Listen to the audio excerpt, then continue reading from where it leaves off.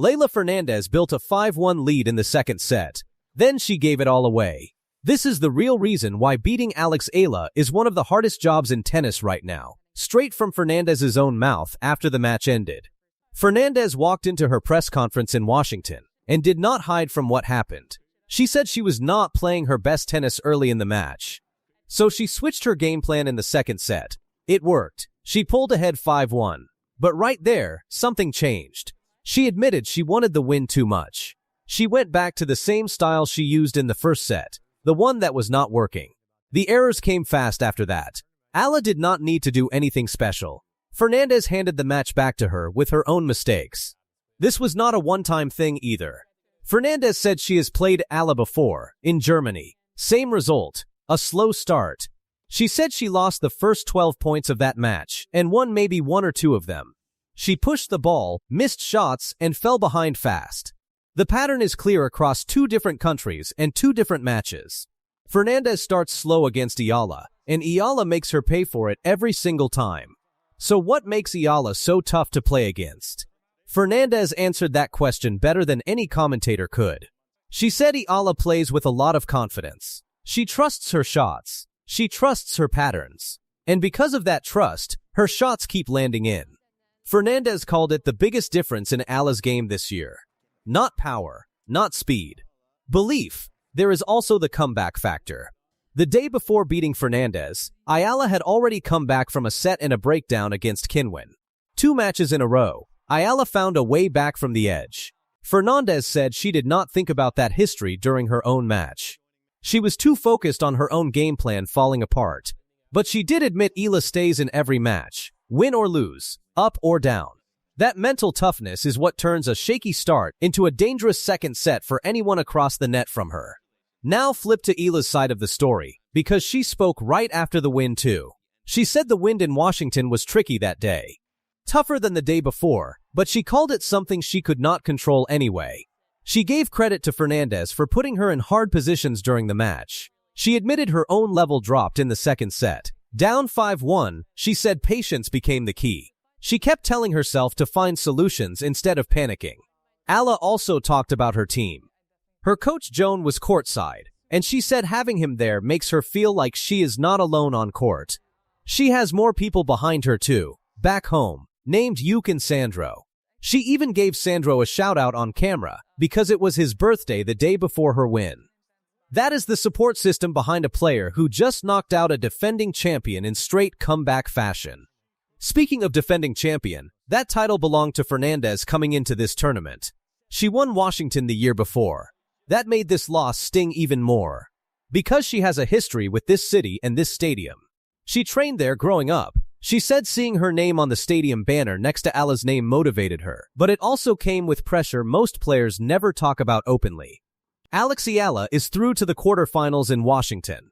And the story behind this win is exactly why fans can't stop talking about her. Down 5-1 in the second set against defending champion Leylah Fernandez, everything looked over. And then, somehow, it wasn't. Speaking right after the match, Eala didn't shy away from how tough the conditions were. Windier than the day before, she admitted, was definitely a factor but something she couldn't control. She gave real credit to Fernandez too, saying she put me in some really tough positions, and that she was super proud of how she fought and stayed in there. But the real turning point everyone wants to know about is that second set collapse and comeback. At 5-1 down, Eala said her level had simply dropped. One of those tricky moments where you know things aren't clicking, but you can't figure out why in real time. Her answer for how she clawed it back? Patience. Working it out point by point.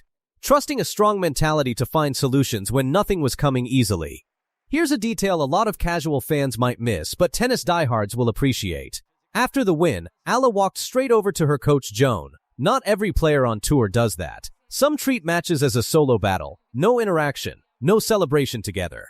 But Eala made a point of saying how important that relationship is to her, calling Joan her confidant, someone she trusts completely. She didn't stop there either. She shouted out her team back home too, Yuke and Sandro, and even gave Sandro a birthday shout-out live on camera. Small moment, but it says a lot about how she credits her circle, not just herself, for these wins. Then there's the fan support, and honestly, this might be the most consistent storyline of her entire season. Washington has been no different. Massive Filipino crowds, cheering constantly, and when asked directly why the support is so strong everywhere she goes, she gave an answer that felt genuinely reflective rather than rehearsed. She said it's hard to give one concrete answer, but she's aware of the platform she holds.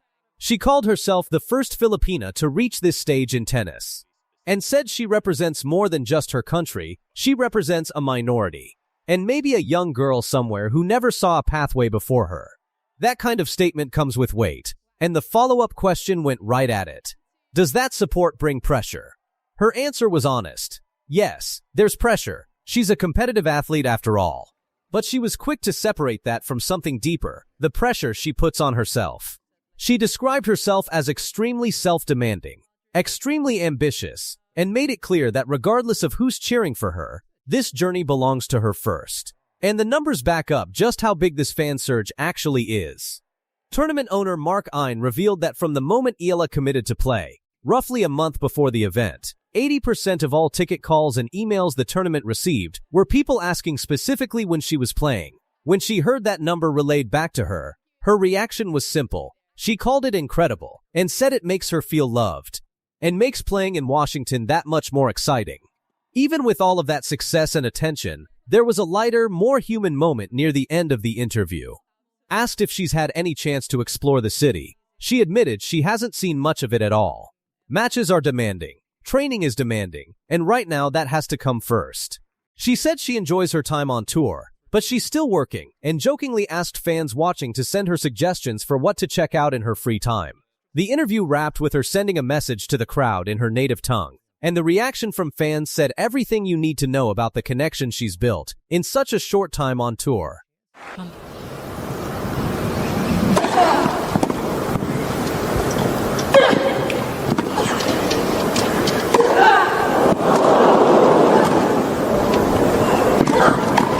Oh, yes. Alex Eala just beat a six-time Grand Slam champion on center court, and the way she did it is stranger than the scoreline.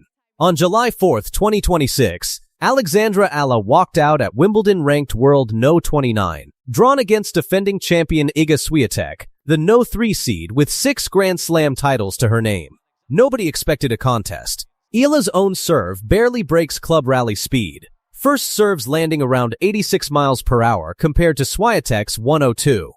On paper, this was a mismatch. 2 hours and 14 minutes later, Eala was on her knees in tears, and Swiatek was walking off center court eliminated in the third round. The first set alone lasted 84 minutes, one of the longest and best of the entire tournament.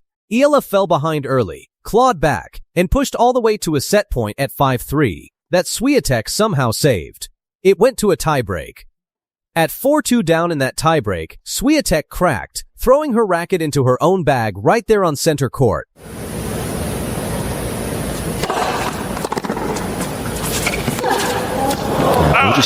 The defending champion visibly losing her composure in front of a full crowd. Eala saved 2 set points and closed the tiebreak 7-6. She never let go in the second set, racing through at 6-2 while Swiatek's game came apart around a string of unforced errors and double faults. 5 double faults across the whole match.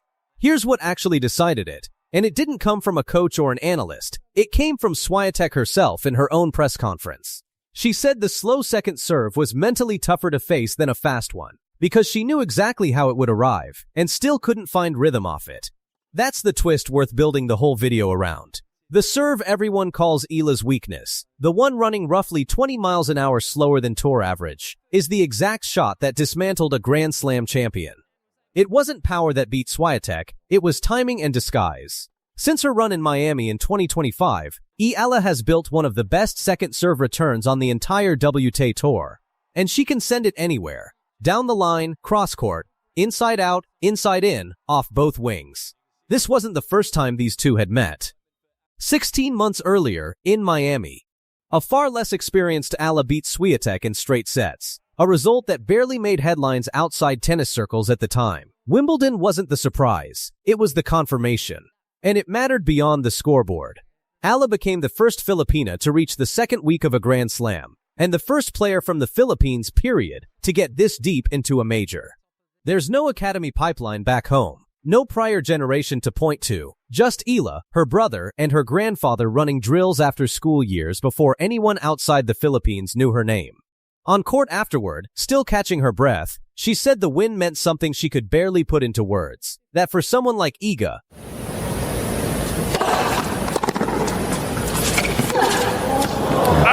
Alex Eala just broke a record no one saw coming.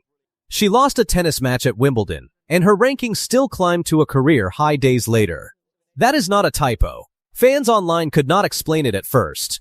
This is the real story behind how a 21-year-old from the Philippines rewrote her country's tennis history, and why losing actually helped her. To understand how strange this is, you have to go back a few weeks before Wimbledon even started. While the big names in tennis got most of the headlines, Eala was working through smaller tournaments most fans were not watching. She played event after event on grass, a surface she had barely touched before this year. That grind led to a strong run in Berlin, where she made it all the way to the semifinal before losing. That single result was enough to push her ranking into the 20s for the first time in her career. The timing mattered. Wimbledon locks in its seeding based on rankings from late June.